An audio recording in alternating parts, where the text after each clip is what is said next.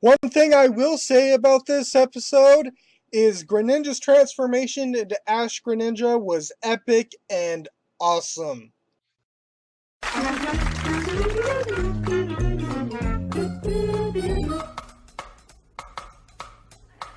Pokemon!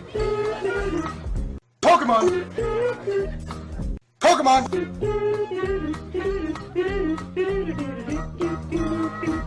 Pokemon! Hello everyone, I'm Dustin Benzel, and welcome to another Pokemon XY&Z anime discussion.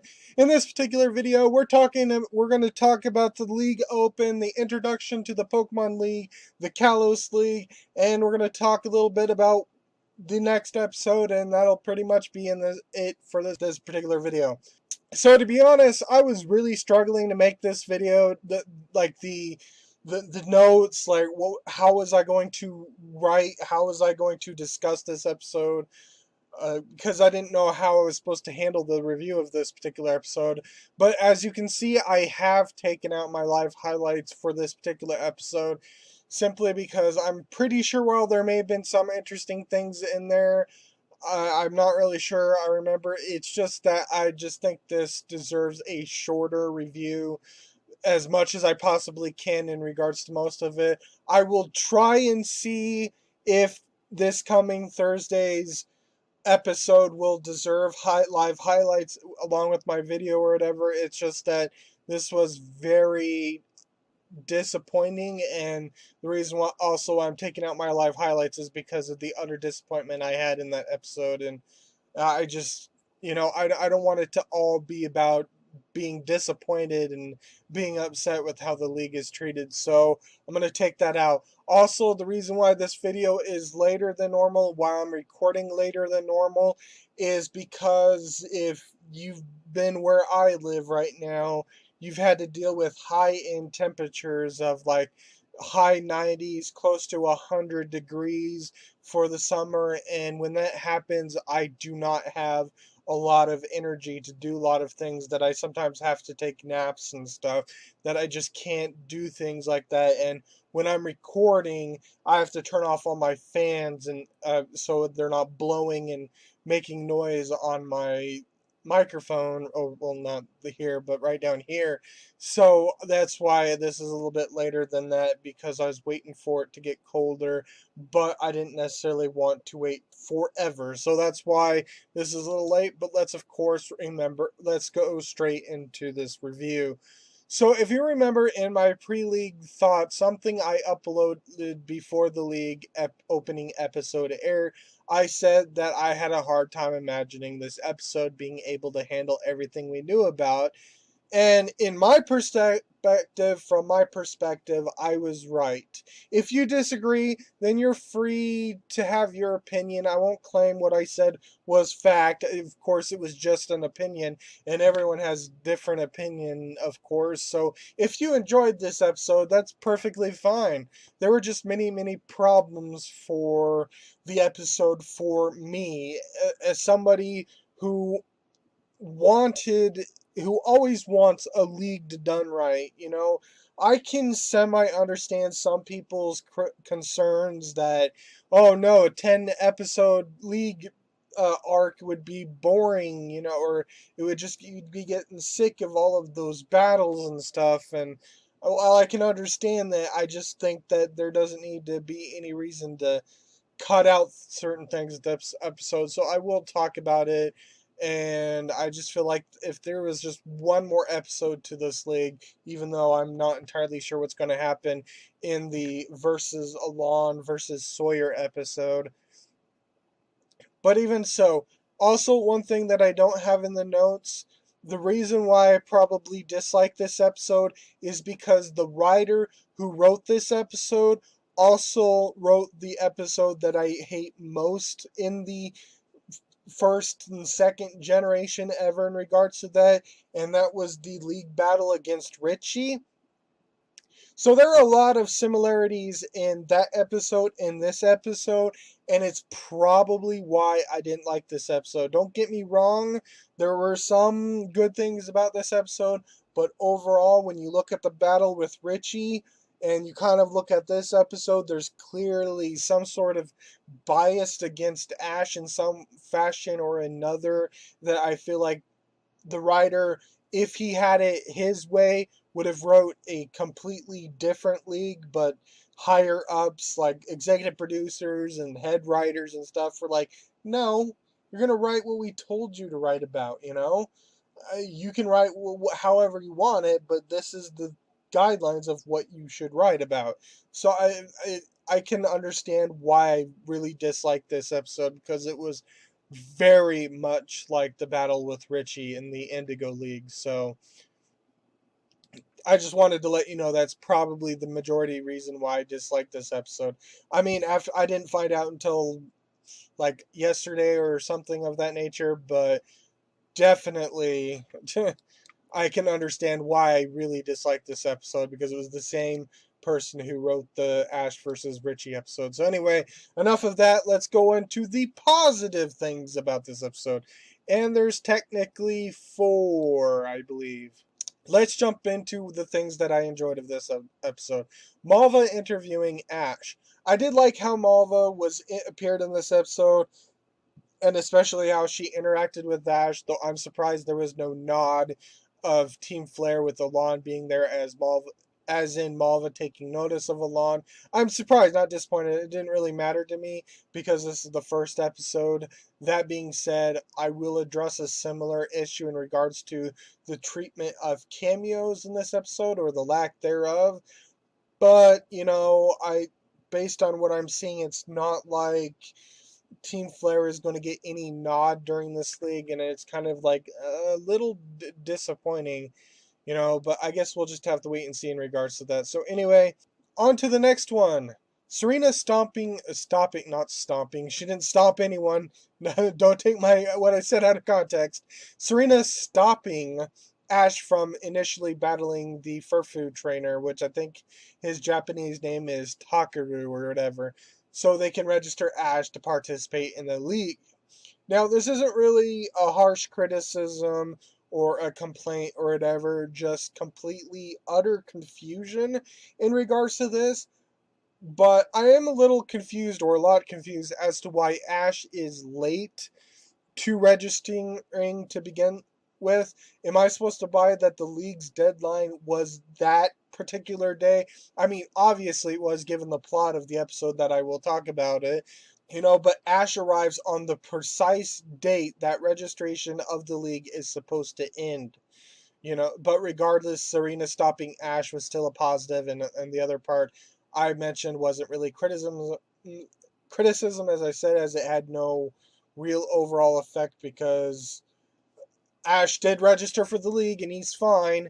I just would have expected Ash to arrive earlier rather than on the exact day that registration ends. I would have expected that Ash would have kicked back and was just like, yeah, I already registered. You scrubs below me, if you got your 8 badges, you need to go, register right now. But maybe in regards to something like this, there needs to be a precise date when registration is open and to when it ends, because the way that the tournament is structured, and I don't necessarily mean to go too off topic in regards to this, but the way that the league is countered is that there's always like doubles in regards to whatever it is. So you start off with two. The final two people battling will determine the one winner. So of course you double that to 4, so you can have 2, and then it doubles to 8, 16, 32, 64. So maybe the registration for the league is open for a short period of time, so that they can format so that, oh, there's going to be 32 trainers, so we're going to have 32. So that way, if the deadline ends and maybe there's like 70 people, maybe then they can extend the deadline for the league so that there is 128, because that would be the next one after 64. So maybe it's something like that, and that the way that this league was, you can only register now because of this particular idea, and it just so happened that just 64 people managed to register just in time for the league in regards to the Kalos League. So maybe that's it. So anyway, let's just move on. Ash declaring he will win the Kalos League, causing Serena to be happy.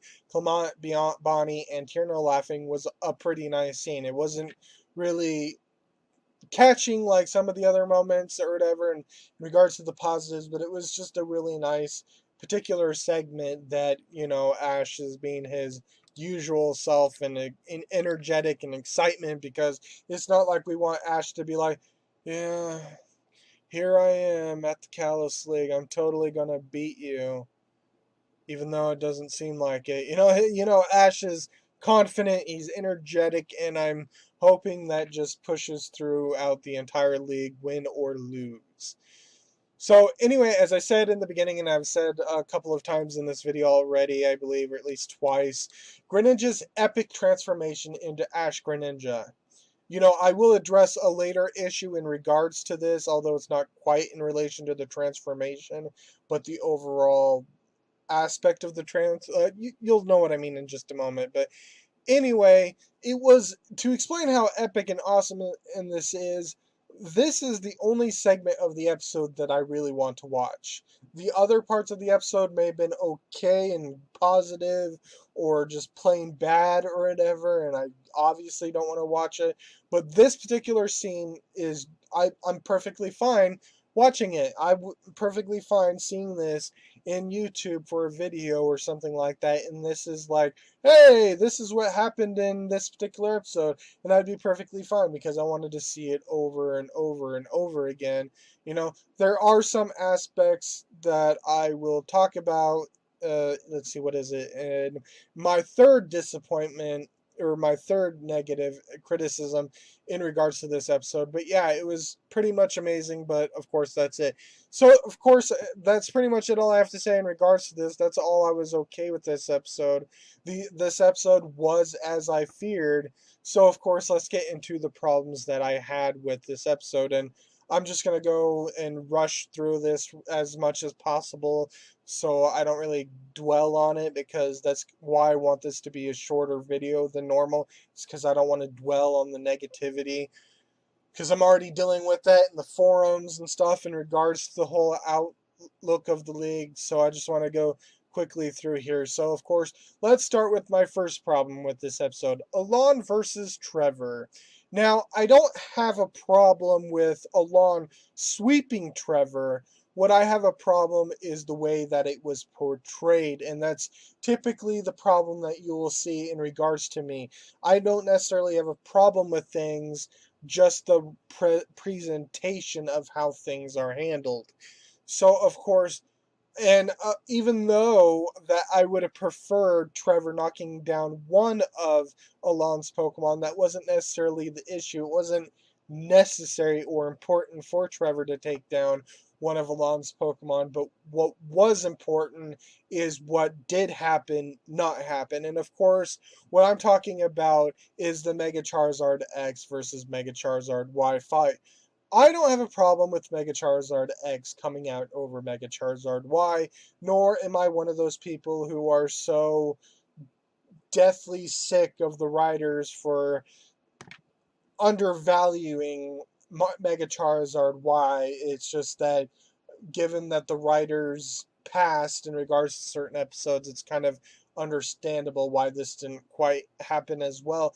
But my problem with this episode is, even though there was drought, which did boost fire type attacks, thanks to Y, my problem is Mega Charizard X using only one flamethrower to knock out Mega Charizard Y. Mega Charizard X was not able to take out Ash's Greninja with a Thunder Punch, a super effective move, and Greninja was in its base form. So are you sitting here telling me that base form Greninja, Ash's base form Greninja, is that much tougher, that much stronger than Trevor's Mega Charizard Y? I'm just having a serious hard time believing that's the case.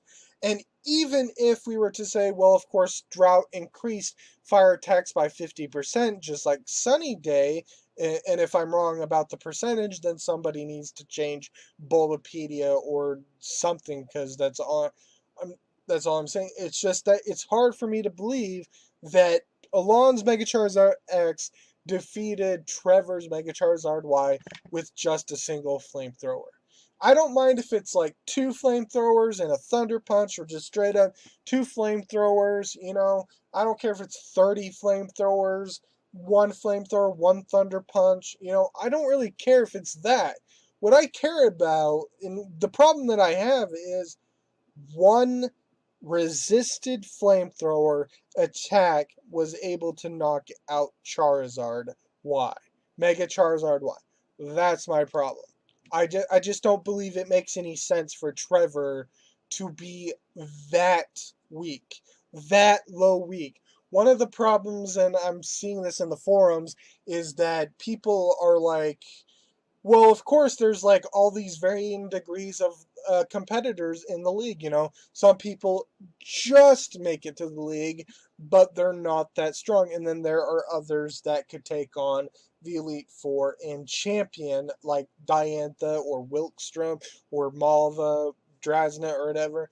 My problem with that is if there's not enough decent competitors to give everyone a challenge, then that's not a league. That's just giving people wins on silver platters because God forbid that they actually put a little bit of effort into actually winning through the entire league. But I don't want to go too much into that because I I'm already dealing with it in the particular forums, and I don't want to.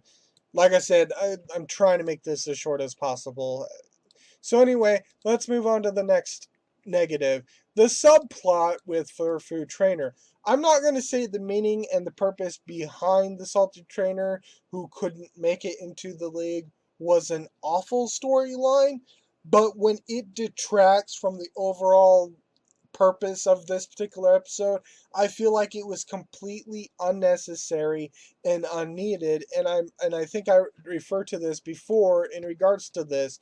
You know, I don't blame Ash in regards to this. I felt like within his character, he was forced to battle this Furfu trainer, but I still don't think it makes any sense because this trainer was upset that he didn't make it into the league, and then he cries after he's defeated because he didn't make it into the league, and he wants Ash to win for the others.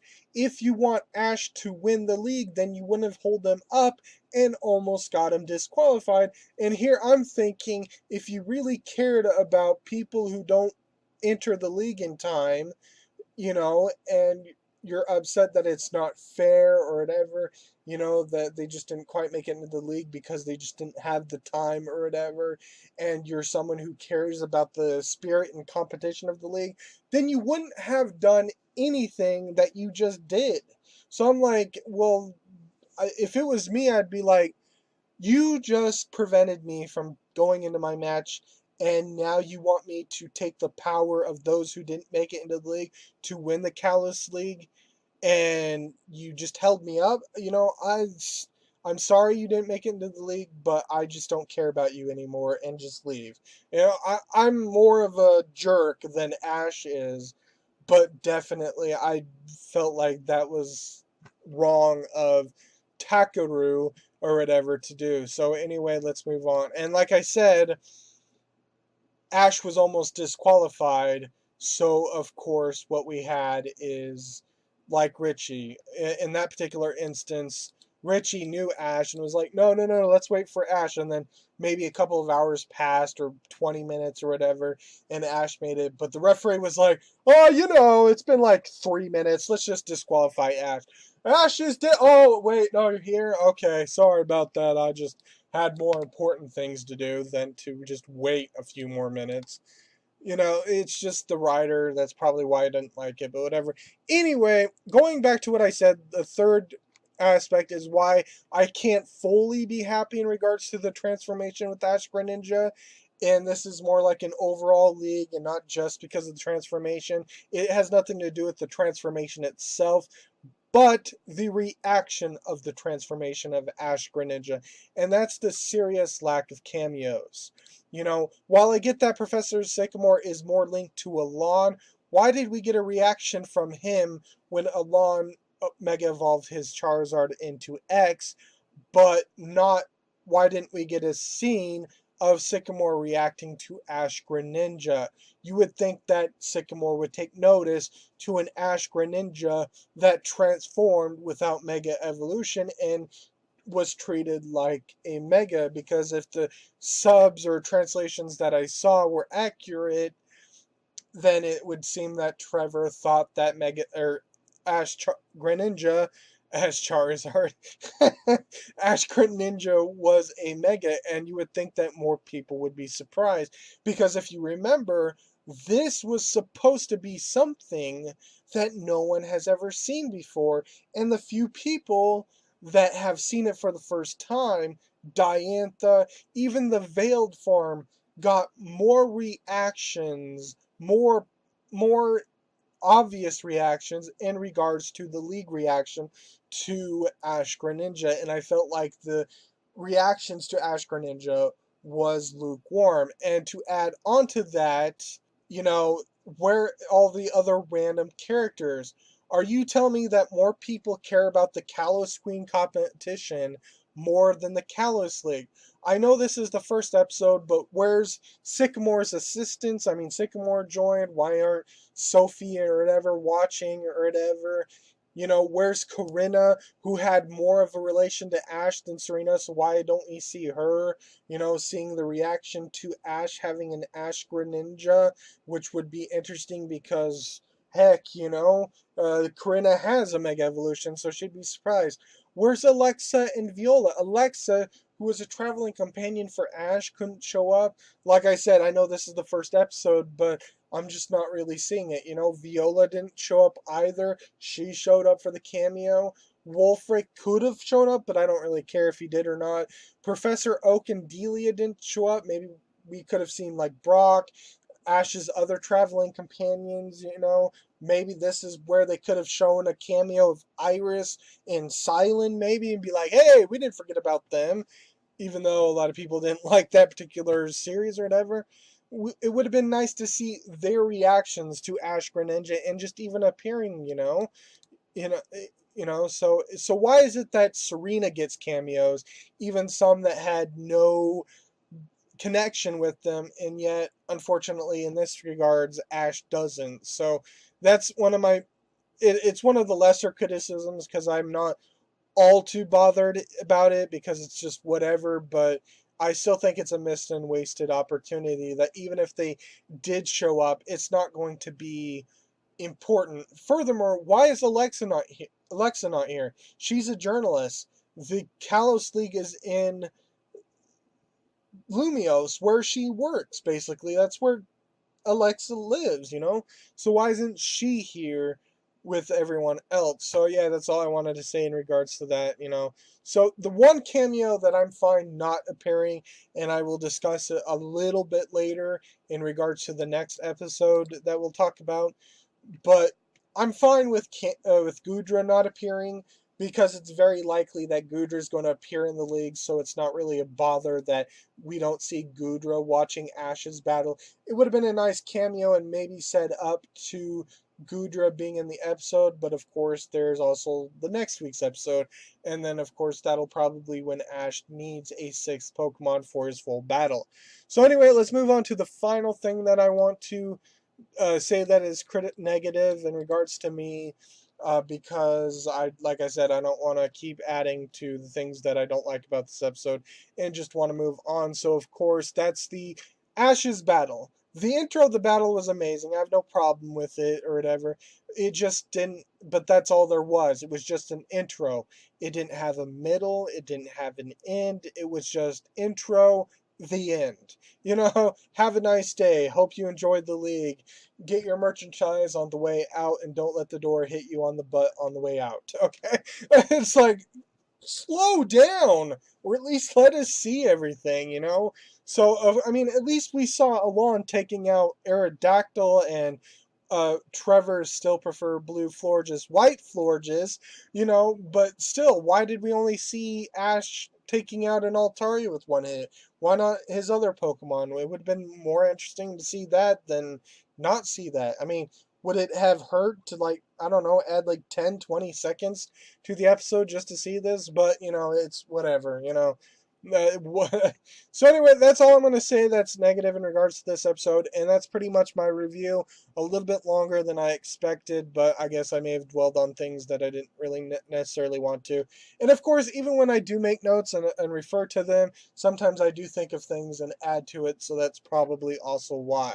So let's, of course, move on to the next episode, which is not going to be negative. I'm actually going to be very optimistic in regards to this episode because of spoilers. If you don't want to be spoiled about the outcome of a certain match in the episode that will air this coming Thursday, then please click off and I will see you when you watch the episode for my review next time. So if you don't care about spoilers, or you already are spoiled, if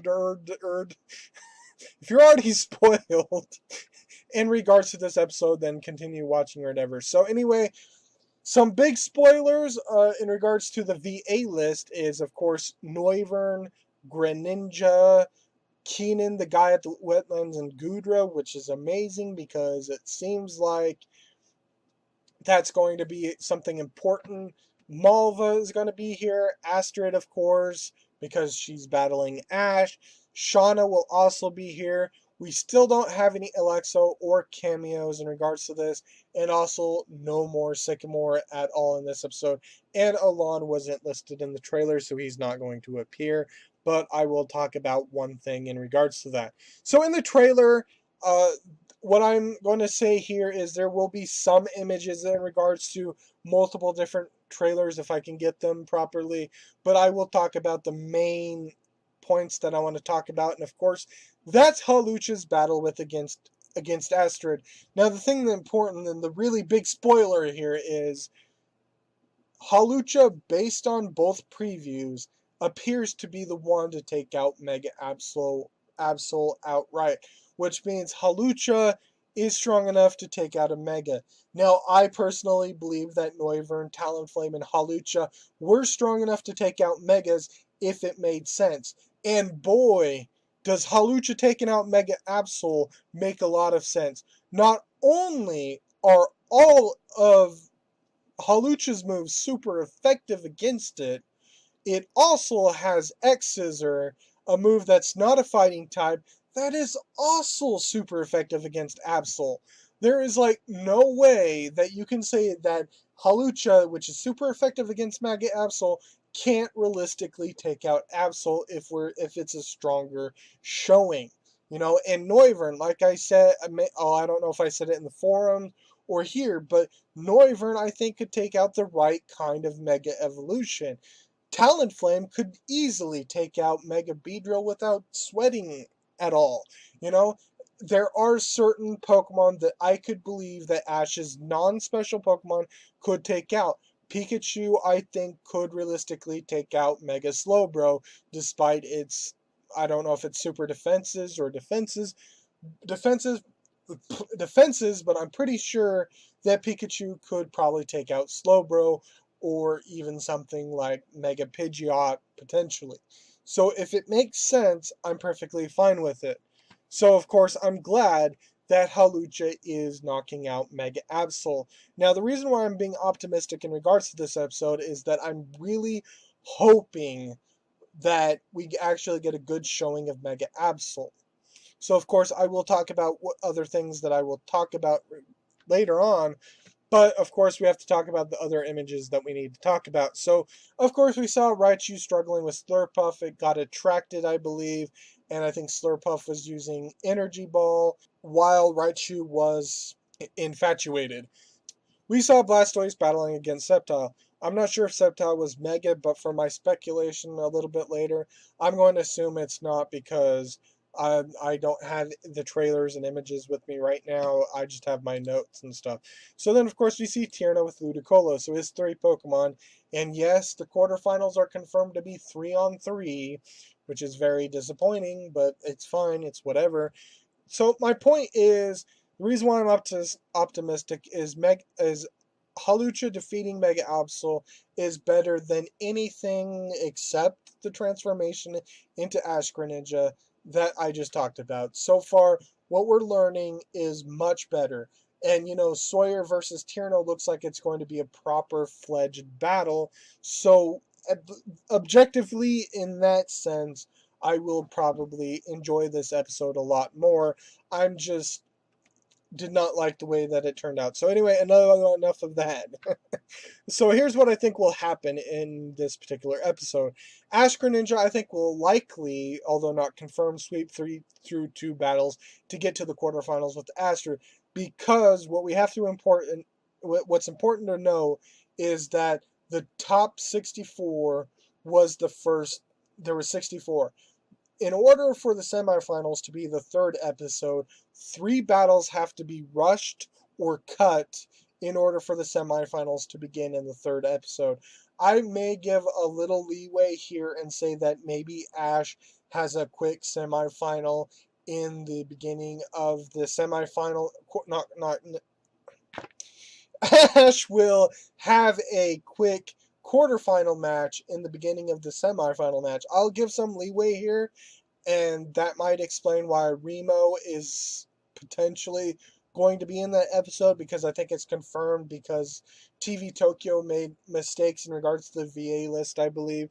So I think, while I do think that, and I will talk about that in a moment or whatever, but I do think that, of course, Astrid will be the quarterfinal match, and we'll see either Greninja taking out his opponents to get to Astrid, or it's going to be Greninja first, then Noivern, because they are listed. But what I would like is like Pikachu, Noivern, and Halucha to be in the battle against Astrid, and I really hope that I don't care if they get like one-shotted or whatever, as long as we see a decent showing of Absol versus Halucha. So anyway, after that, of course, it'll be Tierna. We'll first send out Ludicolo against Sawyer, and Sawyer with Aegislash. I'll assume that Aegislash wins in that particular aspect. Then Raichu will then take out Aegislash, and that'll probably be the point where, when Aegislash battles against Ash's Pikachu, probably will take out Pikachu. Then Sawyer will, of course, send out Slurpuff. Tierno will recall Raichu as it's like infatuated and can't do anything, and will send out Blastoise, where I will assume it will defeat Slurpuff. Sceptile versus Sceptile will end with Sceptile winning, and Raichu will be sent out. But to be honest, I would have preferred Blastoise be last and Raichu start the battle, but it doesn't look like that's going to happen. So then Raichu will use an Electric Attack, and then as it's about to hit Sceptile, that's when we saw in the preview, one preview anyway, we will see Sceptile Mega Evolving and absorbing that and knocking out Raichu for the win against Tierno, because Mega Sceptile has Lightning Rod. So then, of course, the final moments will, of course, we will see that Sawyer will be paired up in the semifinals. And, of course, my speculation is Remo and Alon will battle in the semifinals as well, since I believe Remo is indeed listed for the semifinal match due to an error that TV Tokyo made. So, extra bits in regards to the things that I didn't talk about. Shauna will be there to cheer on Tierno, and even though I don't think Alon will be in the episode per se, voice wise, I do think at this point that hopefully Malva will take notice of Alon's presence. Although I'm surprised that Alon is not listed in the VA list, but I do think we will see Alon visually. Maybe we'll see Alon talking to Sycamore or whatever, or trying to ignore him, and maybe we'll add that and we'll see Malva seeing this, or we'll just see Malva taking notice to Alon, or even talking about Alon in regards to a reporter. Considering that Lysander and Xerosic and the other team's Flare Scientists are not listed, I don't think it's going to be that big of a deal. But I potentially think that she may take notice of Alon just so she can relate it later on to Lysander. And also in this particular episode, I'm sure we're going to see Goodra. Now, the reason why I didn't mention Goodra in the VA list or whatever as suggestion that it will show up. The one thing that you have to note is that it shares its VA voice actor with Yuji Ueda, well, with Greninja and Wobbuffet or Sonasu and Gekuka, who are voiced by Yuji Ueda, and of course, Wobbuffet takes precedence, then Greninja, then Gudra. So Gudra, because Yuji Ueda is listed for Greninja, might actually appear in this episode. We may actually see in Gudra, which will definitely be a positive. So that's pretty much it. Sorry this went longer than I expected or whatever, but that's pretty much it. And in a few days, the next episode of Pokemon will come out, and then I don't know, sometime after that, I will try to do my review. Hopefully, it doesn't get super hot. And of course, that'll be that. But also, look forward to my in depth analysis of the new Pokemon in Sun and Moon that were recently revealed, which is basically my 20 plus minute live reaction in regards to the video because I recorded myself live reacting. I forgot to check if I actually recorded my audio, but if everything turns out right, I do talk about things. There may be some things that I missed, but I did talk about some things in that particular video, and I went a little bit more in depth, and that'll be the July 1st video. But also, even though I have yet to record it, and I don't know if I'll record it tonight or later, but I'll try to record this before Korokoro and hopefully before any new information or new Pokemon are revealed. But I have a little fun video coming up that's Sun and Moon related, but also anime related. And once I alter some of my notes because new information was revealed when I first made them or whatever, and I think in regards to certain Pokemon's names being revealed, but it'll be my fun video and I'll try to make it fun. I'll try to be as energetic as possible. I'll try to maintain a game host throughout the whole entire video, and of course it'll be my fun video of whether or not Ash should capture or not capture a particular 7th generation Pokemon.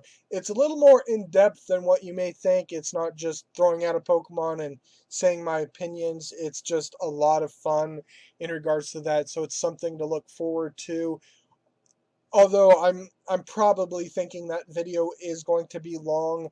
It might be longer than a video you're used to, depending on how much I can get through the Pokemon and stuff and my thoughts or subjects or whatever. And so hopefully I'm wrong. Hopefully it'll be short. Maybe I'm just over exaggerating or whatever. So anyway, thank you for watching. I'm Dustin Benzel, and I will see you in my next video. Goodbye.